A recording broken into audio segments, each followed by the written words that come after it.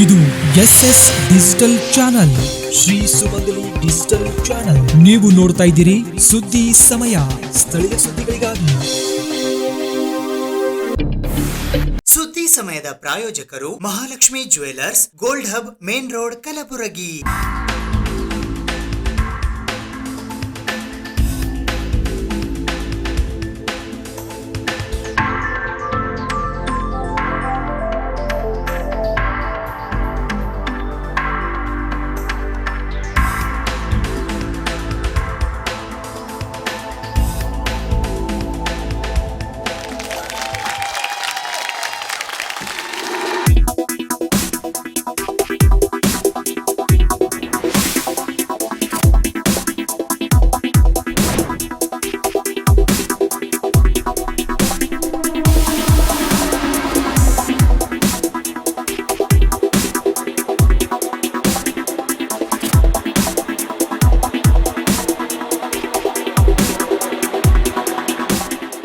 Mahalakshmi jewellers, gold hub, main road, Gulbarga.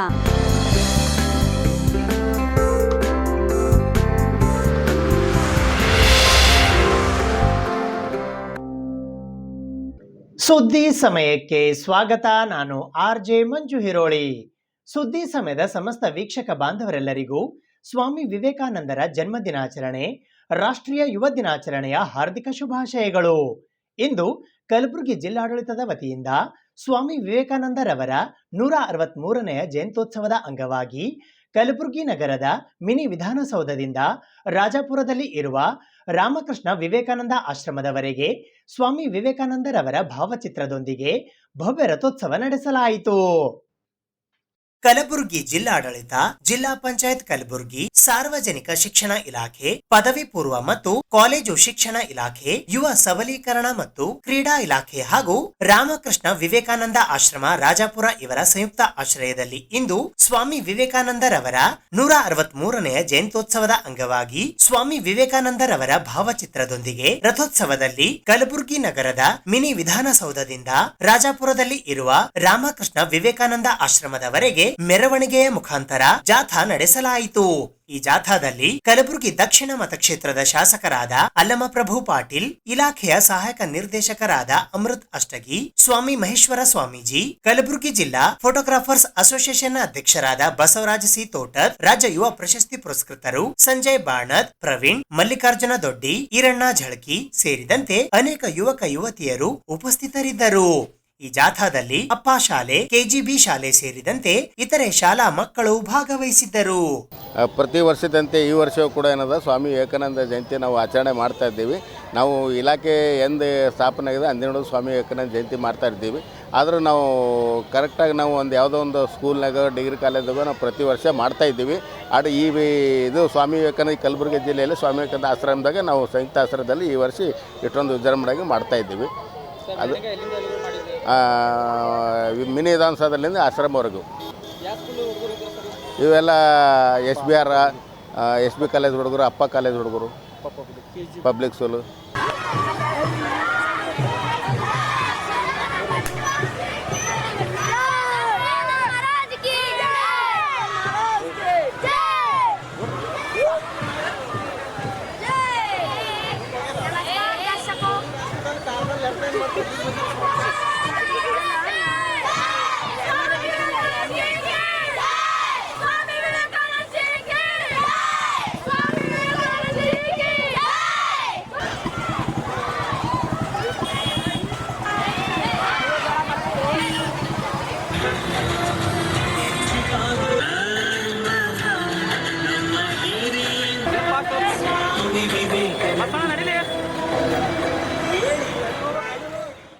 Kalaburagi ನಗರದ Vivekananda institute of management ವತಿಯಿಂದ ಇಂದು ಸ್ವಾಮಿ ವಿವೇಕಾನಂದರವರ 163ನೇ ಜಯಂತಿ ಹಾಗೂ ರಾಷ್ಟ್ರೀಯ ಯುವ ದಿನಾಚರಣೆಯ ಅಂಗವಾಗಿ ಬೃಹತ್ ರ್ಯಾಲಿ ಆಯೋಜಿಸಲಾಗಿತ್ತು.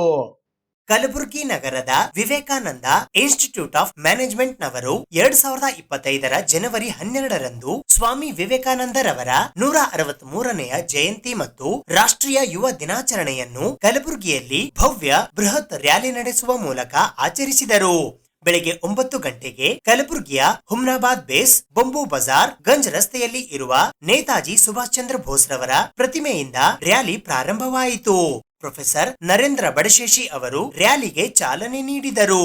ಮುಖ್ಯ ಅತಿಥಿಗಳಾಗಿ ಆಗಮಿಸಿದ ಎಂಎಸ್ಐ ಪಿಯು ಕಾಲೇಜಿನ ಪ್ರಾಂಶುಪಾಲರಾದ ಪ್ರೊಫೆಸರ್ ನರೇಂದ್ರ ಬಡಶೇಷಿ ಅವರು ಸ್ವಾಮಿ ವಿವೇಕಾನಂದರವರ ಬೋಧನೆಗಳ ಕುರಿತು ಮಾತನಾಡಿ, ಸ್ವಾಮಿ ವಿವೇಕಾನಂದರು ಮತ್ತು ನೇತಾಜಿ ಸುಭಾಷ್ ಚಂದ್ರ ಬೋಸ್ ರವರ ಪ್ರತಿಮೆಗಳಿಗೆ ಮಾಲಾರ್ಪಣೆ ಮಾಡಿದ ನಂತರ ರ್ಯಾಲಿಗೆ ಚಾಲನೆ ನೀಡಿದರು.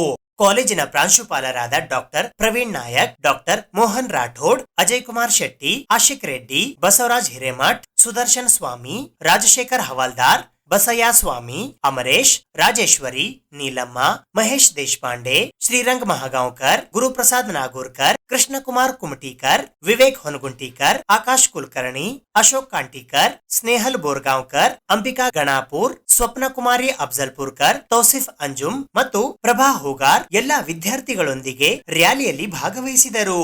ಸುಮಾರು 700 ವಿದ್ಯಾರ್ಥಿಗಳು ರಾಷ್ಟ್ರೀಯ ಧ್ವಜ ಮತ್ತು ರಾಷ್ಟ್ರೀಯ ಯುವ ದಿನದ ಬ್ಯಾನರ್ಗಳೊಂದಿಗೆ ರ್ಯಾಲಿಯಲ್ಲಿ ಭಾಗವಹಿಸಿದ್ದರು. ಈ ಮೆರವಣಿಗೆಯಲ್ಲಿ ಸ್ವಾಮಿ ವಿವೇಕಾನಂದರ ಭಾವಚಿತ್ರಕ್ಕೆ ಪುಷ್ಪಾರ್ಚನೆ ಮಾಡಿ ದೇಶಭಕ್ತಿ ಗೀತೆಗಳನ್ನು ನುಡಿಸುತ್ತಾ ಮೆರವಣಿಗೆ ನಡೆಸಲಾಯಿತು. ಸ್ವಾಮಿ ವಿವೇಕಾನಂದರ ಉಲ್ಲೇಖಗಳುಳ್ಳ ಕರಪತ್ರಗಳನ್ನು ರ್ಯಾಲಿಯ ಉದ್ದಕ್ಕೂ ಸಾರ್ವಜನಿಕರಿಗೆ ಹಂಚಲಾಯಿತು. ಸುಮಾರು 5,000 ಕರಪತ್ರಗಳನ್ನು ಹಂಚಲಾಯಿತು.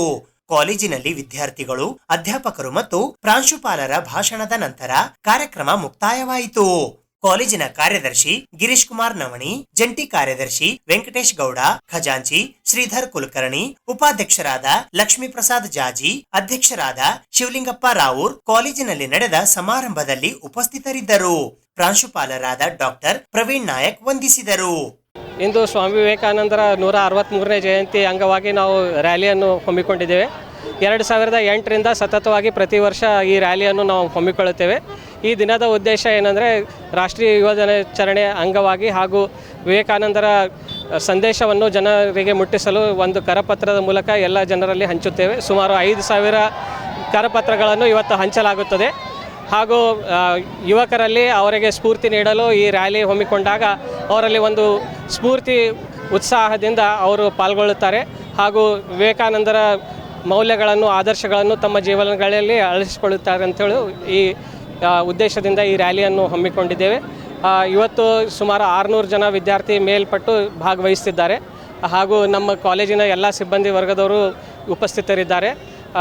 ಸೂಪರ್ ಮಾರ್ಕೆಟ್ ಗಂಜ್ ಹತ್ರ ಬಾಂಬು ಬಜಾರಿನಲ್ಲಿ ಸುಭಾಷ್ ಚಂದ್ರ ಬೋಸ್ ಅವರ ಪ್ರತಿಮೆಯಿಂದ ಆರಂಭವಾಗಿ ಸರ್ದಾರ್ ವಲ್ಲಭಭಾಯಿ ಪಟೇಲ್ ವೃತ್ತವರೆಗೆ ಬಂದು ಇಲ್ಲಿಂದ ಕಾಲೇಜ್ವರೆಗೆ ಮತ್ತೆ ನಡ್ಕೊಂಡು ಈ ರ್ಯಾಲಿಯಲ್ಲಿ ವಿವೇಕಾನಂದರ ಭಾವಚಿತ್ರದೊಂದಿಗೆ ನಾವು ಹೋಗುತ್ತೇವೆ. ತಾವೆಲ್ಲರೂ ಈ ನಮಗೆ ಸಹಕಾರ ನೀಡಿದ್ದಕ್ಕೆ ಧನ್ಯವಾದಗಳು. ನಾನು ಡಾಕ್ಟರ್ ಪ್ರವೀಣ್ ನಾಯಕ್, ಪ್ರಾಂಶುಪಾಲ, Vivekananda institute of management, Kalaburagi.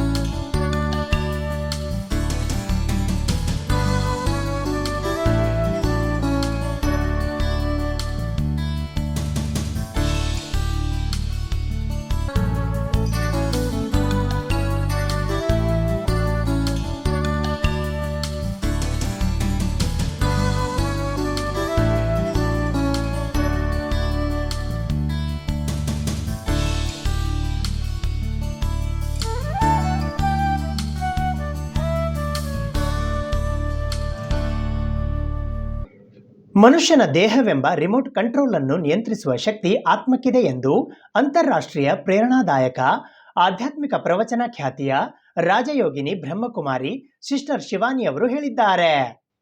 ಮನುಷ್ಯನ ದೇಹ ಒಂದು ರಿಮೋಟ್ ಇದ್ದ ಹಾಗೆ, ಅದನ್ನು ಕಂಟ್ರೋಲ್ ಮಾಡುವ ಶಕ್ತಿ ಮೆದುಳಿಗಿದೆ. ಆತ್ಮವೇ ಎಲ್ಲವನ್ನು ನಿಯಂತ್ರಿಸುವ ಶಕ್ತಿ ಇದ್ದಂತೆ ಎಂದು ಅಂತಾರಾಷ್ಟ್ರೀಯ ಪ್ರೇರಣಾದಾಯಕ ಆಧ್ಯಾತ್ಮ ಪ್ರವಚನ ಖ್ಯಾತಿಯ ಬ್ರಹ್ಮಕುಮಾರಿ ರಾಜಯೋಗಿನಿ ಶಿವಾನಿ ಅವರು ಹೇಳಿದ್ದಾರೆ. ಅವರು ಕಲಬುರಗಿ ನಗರ ಹೊರವಲಯದ ಸೇಡಂ ರಸ್ತೆಯ ಪ್ರಜಾಪಿತ ಬ್ರಹ್ಮಕುಮಾರಿ ಈಶ್ವರ್ಯ ವಿಶ್ವವಿದ್ಯಾಲಯದ ಗೀತಾನಗರದ ಅಮೃತ ಸರೋವರ ಪುನಶ್ಚೇತನ ಕೇಂದ್ರದಲ್ಲಿ ಶನಿವಾರ ಆಯೋಜಿಸಿದ್ದ ಜೀವನದ ಕರ್ಮದ ಲೆಕ್ಕಾಚಾರ ಬ್ಯಾಲೆನ್ಸ್ ಶೀಟ್ ಆಫ್ ಲೈಫ್ ವಿಷಯದ ಮೇಲೆ ಅವರು ಪ್ರೇರಣಾದಾಯಕ ಉಪನ್ಯಾಸ ನೀಡಿದರು. आज ही नहीं, 1 महीने से उस फरिश्ते के इंतजार में हम थे, तो उस फरिश्ते आज आप सबके सन्मुख बैठी हैं. आदरणीय राजयोगिनी ब्रह्मा कुमारी शिवानी जी, जो दूरदर्शन के माध्यम से लाखों करोड़ों के जीवन के लिए एक स्फूर्ति की, एक आशा का किरण रही है. तो उस देवी का दर्शन ही नहीं, उनके एक एक महावाक्य को अपने अंतर्मन में उतारते हुए जीवन परिवर्तन का एक लक्ष्य लेकर के हम सभी बैठे हैं. तो उस महान विभूति का विशेष आप सबकी ओर से मैं तहे दिल से स्वागत करती हूँ शिवानी जी का स्वागत करती हूँ. चाहता है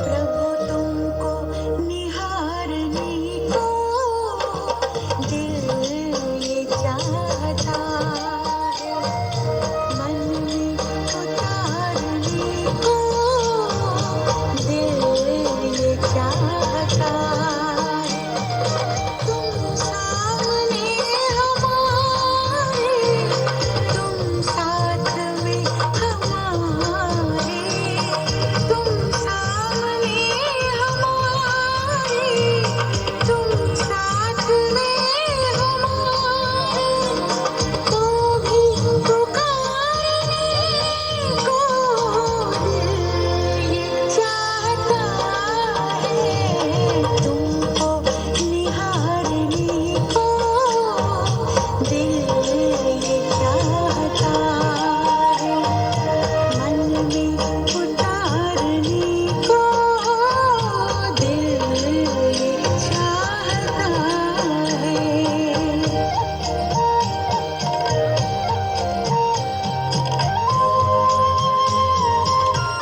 ಬೇರೆಯವರಿಗೆ ತೊಂದರೆಯಾಗುವ ಕಾರ್ಯ ಮಾಡಬಾರದು. ನಮ್ಮ ಕೆಲಸ ಇನ್ನೊಬ್ಬರಿಗೆ ಸಹಾಯವಾಗಬೇಕು, ಅದರಿಂದ ಅವರಿಗೆ ಸಂತೃಪ್ತವಾಗಬೇಕು.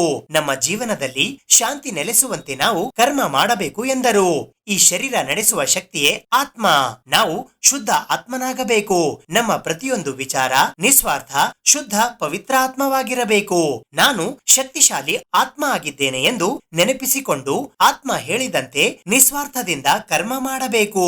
ಪ್ರತಿಯೊಂದು ಸನ್ನಿವೇಶದಲ್ಲಿ ಸಮತೋಲನ ಕಾಪಾಡಿಕೊಳ್ಳಬೇಕು ಎಂದು ಹೇಳಿದರು. ನಾವು ಹೇಗೆ ವಿಚಾರ ಮಾಡುತ್ತೇವೆ ಅಥವಾ ಸಂಕಲ್ಪ ಮಾಡುತ್ತೇವೆ, ಅದೇ ರೀತಿ ನಮ್ಮ ಮನಸ್ಥಿತಿಯಾಗಿರುತ್ತದೆ. ಹೀಗಾಗಿ ನಾವು ಸಕಾರಾತ್ಮಕವಾಗಿ ವಿಚಾರ ಮಾಡಬೇಕು. ಜೀವನ ಶೈಲಿ ಬದಲಾಯಿಸಿಕೊಳ್ಳಬೇಕು.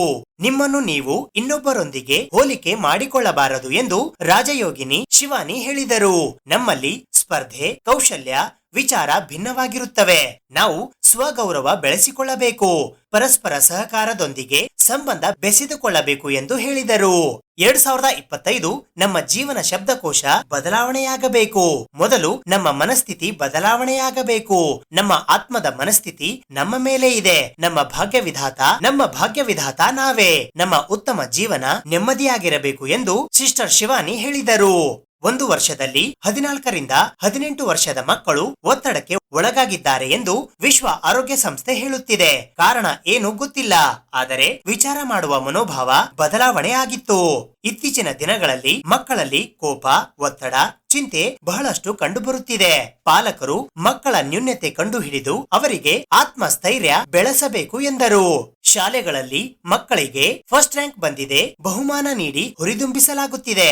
ಆದರೆ ಸಂಸ್ಕಾರ, ವ್ಯಕ್ತಿತ್ವ ವಿಕಾಸಕ್ಕೆ ಆದ್ಯತೆ ನೀಡುತ್ತಿಲ್ಲ ಎಂದು ಬಿಕೆ ಶಿವಾನಿ ಹೇಳಿದರು. ಮಕ್ಕಳು ಫಸ್ಟ್ ರ್ಯಾಂಕ್ ಬಂದರೆ ಸಫಲತೆ ಎಂದು ಭಾವಿಸಿಕೊಳ್ಳುವ ಶಾಲೆಗಳು ರ್ಯಾಂಕ್ ಬರಬೇಕು ಎಂದು ಹೇಳುತ್ತಿವೆ. ಆದರೆ ವ್ಯಕ್ತಿತ್ವ, ಸಂಸ್ಕಾರ ಹೊಂದಿರುವ ಮಕ್ಕಳಿಗೆ ಯಾವುದೇ ಪ್ರಶಸ್ತಿ ನೀಡುತ್ತಿಲ್ಲ. ಹೀಗಾಗಿ ಶಾಲೆಗಳಲ್ಲಿ ಅಥವಾ ಮನೆಗಳಲ್ಲಿ ಮಕ್ಕಳಿಗೆ ಸಂಸ್ಕಾರ ಹೇಳಿಕೊಡಬೇಕು ಎಂದು ಶಿವಾನಿ ಅಕ್ಕ ಹೇಳಿದರು. जो धन कमाते हैं वो ज़रूरी नहीं है कि दुआएं कमाते हैं, वो धन कमाते हैं, which is not a problem at all. लेकिन जो दुआएं कमाते हैं वो अपनी कैपेसिटी से ज़्यादा धन कमाएंगे, ये डन है, ये हमेशा वर्क करेगा। लेकिन वो दुआएं भी कमाएंगे और ज़्यादा धन भी कमाएंगे। तो प्रायोरिटी धन कमाने पे नहीं रखना, प्रायोरिटी दुआएं कमाने पे रखना। दुआएं ऐसी चीज़ होती हैं, असंभव को संभव करती है, इम्पॉसिबल को पॉसिबल कर देती है। क्राइसिस के टाइम पे हमेशा धन नहीं, दुआएं बहुत बड़ा काम करती है। तो कल से सब कुछ करते हुए क्या कमाना है? क्या कमाना है? बोलो बोलो, क्या कमाना है? दुआएं कमानी है। तो धन दुआओं के साथ आए, अन्न सात्विक खाना है। और सात्विक अन्न मतलब बहुत शांत मन से परमात्मा की याद में बना हुआ खाना। इस समय दुनिया की हवा में ये सारे लेफ्ट हैंड वाले इमोशंस बहुत ज़्यादा हैं, इसीलिए पानी में भी ये सारे इमोशंस होते हैं। जैसा अन्न होता है वैसा मन होता है, जैसा पानी होता है वैसी वाणी होती है। इसलिए अपने अन्न और पानी का बहुत ध्यान रखना है।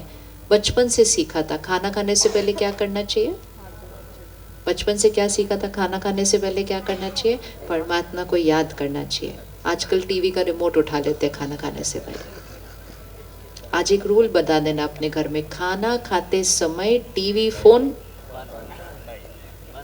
और 10 सेकंड रुककर खाना सामने आया, परमात्मा का शुक्रिया, खाने को देखो, शुक्रिया, परमात्मा की शक्तियाँ इस खाने के अंदर हैं, और रिपीट करो, मैं शक्तिशाली आत्मा, मैं हमेशा खुश, मैं सबको सुख दे।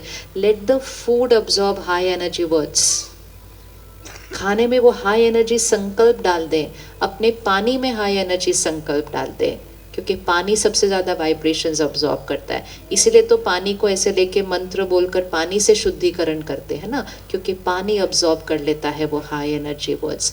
अपने हर खाने को, अपने हर पानी के ग्लास को 5 सेकंड रुककर परमात्मा को याद करके अच्छे हाई एनर्जी वर्ड्स उसके अंदर डाल दो।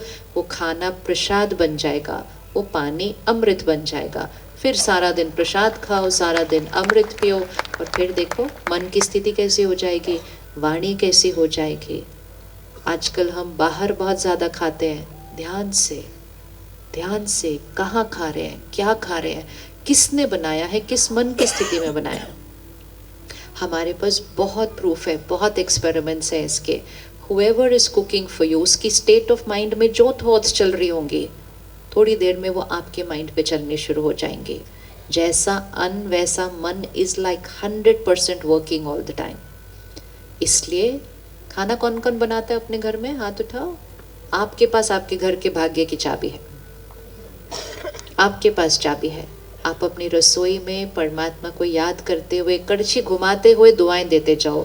इस घर में हर एक शक्तिशाली आत्मा है, हर एक खुश है, सबके रिश्ते बहुत अच्छे हैं। हमारा घर स्वर्ग है, रोज़ खाने में डालना। हमारा घर स्वर्ग है, सब स्वस्थ है। और अपने किचन में, रसोई में कुछ ऐसा लगा लें फ़ोन पे या म्यूज़िक सिस्टम पे, जिसमें हाई एनर्जी वर्ड्स रसोई में रहें। प्रार्थना, भजन रसोई में चलने चाहिए। प्रसाद बनना चाहिए रसोई में रोज़। अगर हर परिवार में हर एक रोज़ प्रसाद खाएगा ना, ये स्ट्रेस, टेंशन, ये सब तो ऐसे ही ख़त्म हो जाएगा। सिर्फ अन्न से शक्ति मिल जाती है इतनी सारी।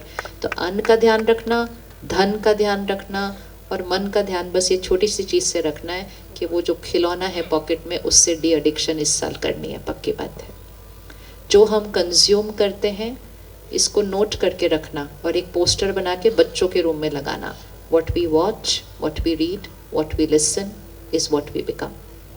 हम जो सुनते हैं, पढ़ते हैं, देखते हैं, उससे सोच बनती है, सोच से कर्म बनता है, कर्म से डेस्टिनी बनती है। तो एक्चुअली कंटेंट से डेस्टिनी बन रही है, और हम उसको टाइम पास की तरह ऐसे ऐसे ऐसे स्क्रॉल कर लेते हैं। इट्स नॉट टाइम पास, वो डेस्टिनी बना रही है वो कंटेंट। और इसलिए आप देखें पिछले 20 साल में इतना ज़्यादा कंटेंट आता गया, सृष्टि की डेस्टिनी चेंज होती गई। 20 इयर्स पहले ना हमें डिप्रेशन पता था, 20 इयर्स पहले कैंसर एकदम रेयर था, 20 इयर्स पहले डिवोर्स एकदम रेयर था, और अब नॉर्मल हो गई है ये सारी चीज़ें बिकॉज ऑफ कंटेंट। तो सुबह सुबह फ़ोन देखना, रात को सोने से पहले फ़ोन देखना और फिर दुनिया की बातें कंज्यूम करके सो जाना हमें डीप स्लीप नहीं देता है। किस किस को सुबह 5 मिनट और सोने का मन करता है? आजकल फ़ोन पे बटन दे दिया है, दबाओ 5 मिनट के बाद फिर अलार्म बजेगा। 8 घंटे 7 घंटे सोते हैं फिर भी सोने का मन करता है, क्योंकि डीप स्लीप नहीं सोते हैं। सारा दिन अगर वाइट बॉल फेंकेंगे और फिर रात को सोने से पहले फ़ोन नहीं देखेंगे और सोने से पहले 10 मिनट राइट हैंड वाला कंटेंट अंदर डालेंगे, मतलब स्पिरिचुअल कंटेंट अंदर भरें 10 मिनट्स के लिए सोने से पहले। कोई किताब वैसी पढ़ें, कोई ऑडियो वीडियो, कुछ भी, लेकिन परमात्मा के महावाक्य अंदर डालेंगे ना, अगले 6-7 घंटे वही कंटेंट आपके माइंड और बॉडी पे वर्क करेगा। और जब आप सुबह उठेंगे you would wake up out of deep sleep. लेकिन जब दुनिया की न्यूज़ सुन के देख कर सोते हैं, जब घर टूटने वाले सीरियल देख कर सोते हैं, जब क्राइम शोज देख कर सोते हैं और फिर सब कुछ देखने के बाद बेड में आके फ़ोन पर भी उसको देखते हैं, फिर गहरी नींद कैसे आ सकती है? फिर शरीर में बीमारी भी आ जाती है। छोटा सा चेंज लाएंगे, सिर्फ रात को आखिरी 1 घंटा ध्यान रखें और सोने से पहले मेडिटेशन करके सोना है।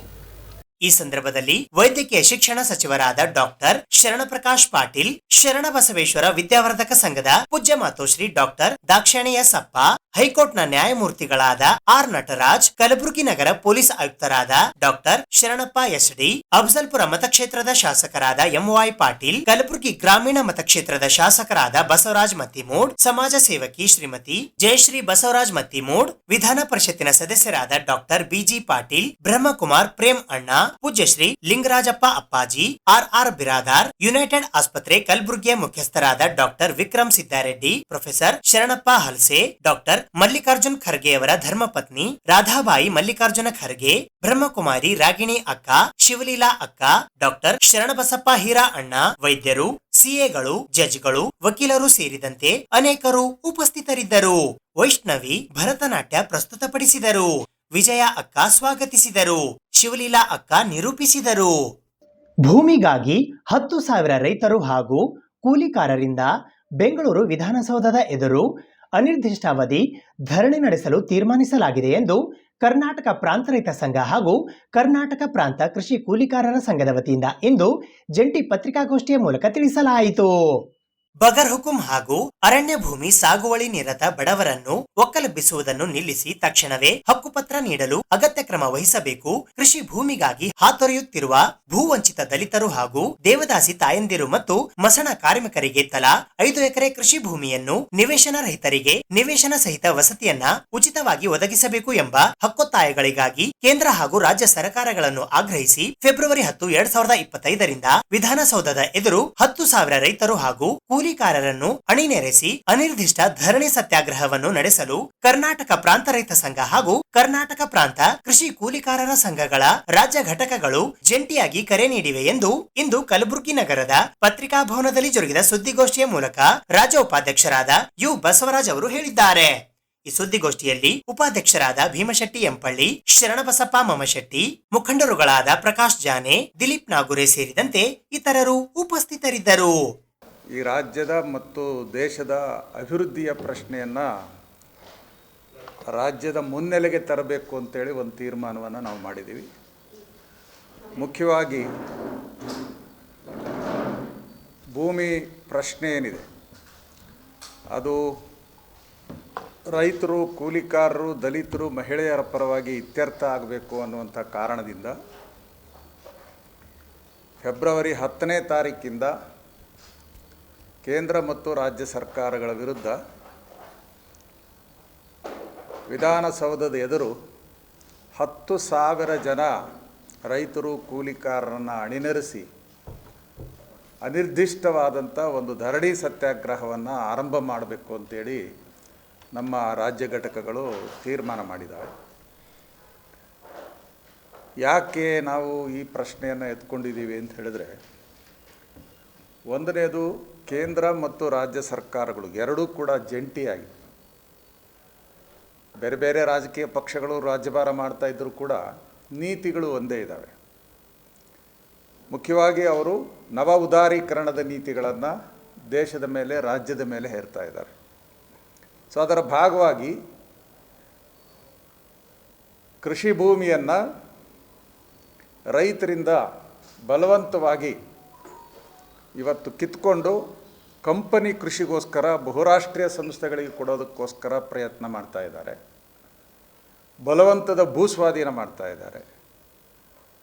ಯಾರು 40-50 ವರ್ಷಗಳಿಂದ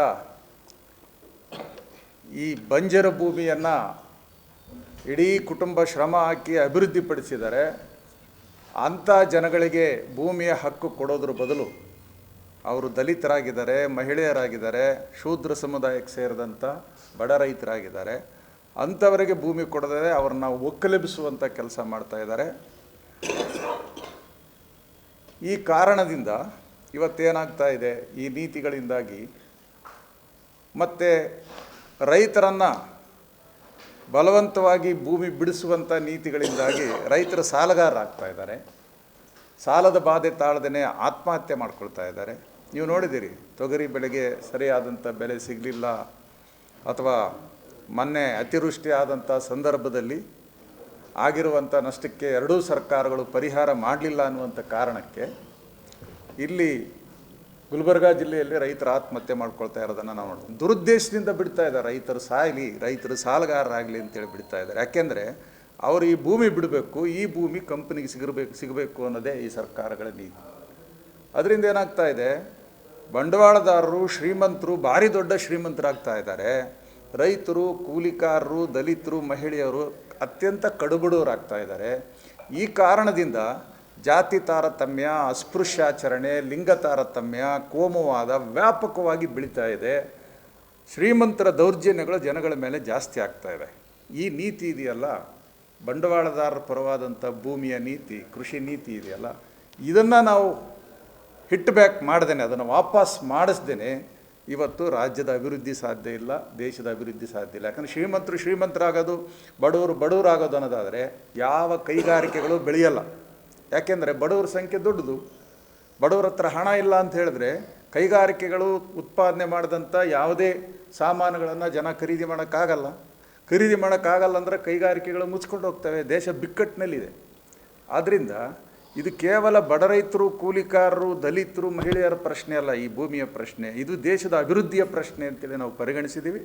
ಆ ಕಾರಣದಿಂದ ಇವತ್ತು ಭೂಮಿಯ ಪ್ರಶ್ನೆಯನ್ನು ನೀವು ಕಂಪನಿಗಳ ಪರವಾಗಿ ಏನು ಇತ್ಯರ್ಥ ಮಾಡೋಕ್ಕೆ ಹೋಗ್ತಾ ಇದ್ದೀರಿ, ಅದು ಈ ದೇಶದ ಅಭಿವೃದ್ಧಿಯ ಪ್ರಶ್ನೆ ಅಲ್ಲ, ಅದು ದೇಶ ದ್ರೋಹದ ಪ್ರಶ್ನೆ ಅಂತೇಳಿ ನಾವು ಪರಿಗಣಿಸ್ತಾ ಇದ್ದೀವಿ. ಸೊ ಆ ಕಾರಣದಿಂದ ಎರಡೂ ಸರ್ಕಾರಗಳು ಆ ನೀತಿಯನ್ನು ಬಿಡಬೇಕು. ಯಾರು ಬಗರ್ ಹುಕುಂ ಸಾಗುವಳಿದಾರರಿದ್ದಾರೆ, ಯಾರು ಅರಣ್ಯ ಭೂಮಿ ಸಾಗುವಳಿದಾರರಿದ್ದಾರೆ, ಅವರಿಗೆ ಹಕ್ಕುಪತ್ರ ಕೊಡುವಂಥ ಕೆಲಸಕ್ಕೆ ಮುಂದಾಗಬೇಕು. ಬಲವಂತದ ಭೂಸ್ವಾಧೀನ ಮಾಡಬಾರ್ದು. ಬೆಲೆಯಲ್ಲಿ ಮೋಸ ಮಾಡಿ ರೈತರನ್ನ ಜಮೀನು ಕಿತ್ಕೊಳ್ಳುವಂಥ ನೀತಿಯನ್ನು ಕೈ ಬಿಡಬೇಕು. ಅದೇ ರೀತಿಯಲ್ಲಿ ದಲಿತರು ಬಾಯಿ ಬಿಡ್ತಾ ಇದ್ದಾರೆ, ಹೆಣ್ಣು ಮಕ್ಕಳು ಬಾಯಿ ಬಿಡ್ತಾ ಇದ್ದಾರೆ, ಬಡ ರೈತರು ಬಾಯಿ ಬಿಡ್ತಾ ಇದ್ದಾರೆ. ನಮಗೊಂದು 5 ಎಕರೆ ನೀರಾವರಿ ಜಮೀನು ಕೊಡಿ, ನಮ್ಮ ಕಾಲ ಮೇಲೆ ನಾವು ನಿಲ್ತೀವಿ, ಈ ದೌರ್ಜನ್ಯದಿಂದ ಹೊರಗಡೆ ಬರ್ತೀವಿ, ನಾವು ಸ್ವಾವಲಂಬಿಗಳಾಗ್ತೀವಿ ಅಂತ ಕೇಳ್ತಾ ಇದ್ದಾರೆ. ಅಂಥ ಜನಗಳಿಗೆ ತಲಾ 5 ಎಕರೆ ನೀರಾವರಿ ಜಮೀನು ಕೊಡಬೇಕು ಅಂತೇಳಿ ಒತ್ತಾಯ ಮಾಡಿ ಈ ಧರಣಿ. ಕಲಬುರಗಿ ನಗರದ ಗೋಲ್ಡ್ ಹಬ್ ಹತ್ತಿರವಿರುವ ಸ್ಯಾಮ್ ಜಿಯೋಸ್ ಪ್ಯಾಲಿಯೇಟಿವ್ ಕೇರ್ ಆಸ್ಪತ್ರೆಯಲ್ಲಿ ಕಲಬುರಗಿಯ ಕಿಶೋರ್ ಕುಮಾರ್ ಎಂದೇ ಖ್ಯಾತಿ ಪಡೆದಿರುವ ಹಿರಿಯ ಗಾಯಕರಾದ ರಮೇಶ್ ಜೋಶಿಯವರು ಕಿಶೋರ್ ಕುಮಾರ್ ಅವರ ಸುಮಧುರ ಹಾಡುಗಳನ್ನು ಹಾಡುವ ಮೂಲಕ ರೋಗಿಗಳನ್ನು ರಂಜಿಸಿದರು.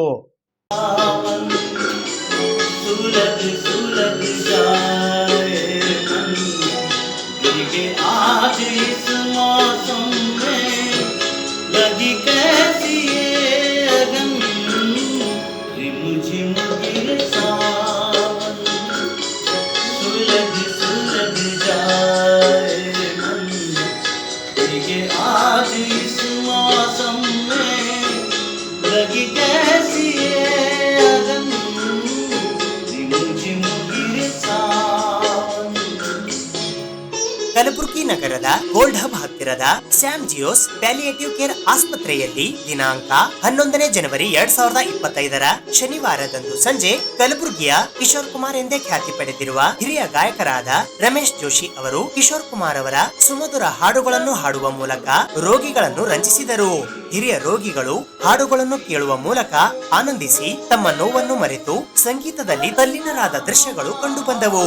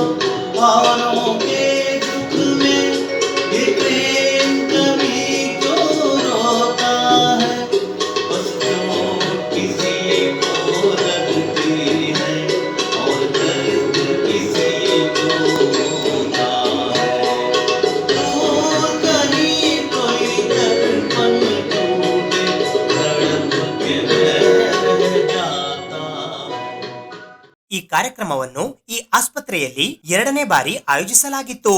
ಇದೇ ಸಂದರ್ಭದಲ್ಲಿ ರಮೇಶ್ ಜೋಶಿ ಅವರ ಜನ್ಮದಿನವನ್ನು ಕೂಡ ಆಚರಿಸಲಾಯಿತು.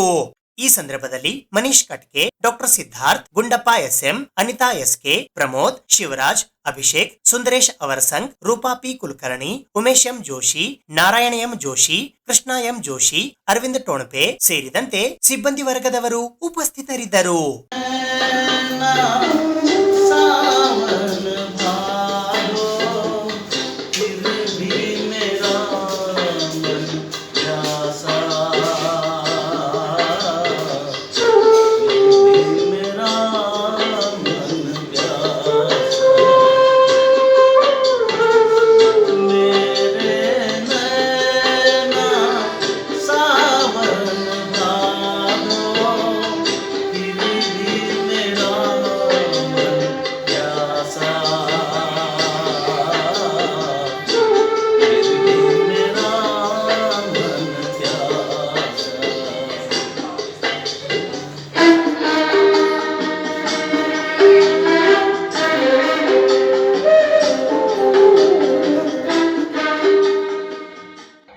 ಇದು ಇವತ್ತಿನ ಸುದ್ದಿ ಸಮಯ. ಸ್ಥಳೀಯ ಸುದ್ದಿಗಳಿಗಾಗಿ ನೋಡ್ತಾ ಇರಿ ಸುದ್ದಿ ಸಮಯ.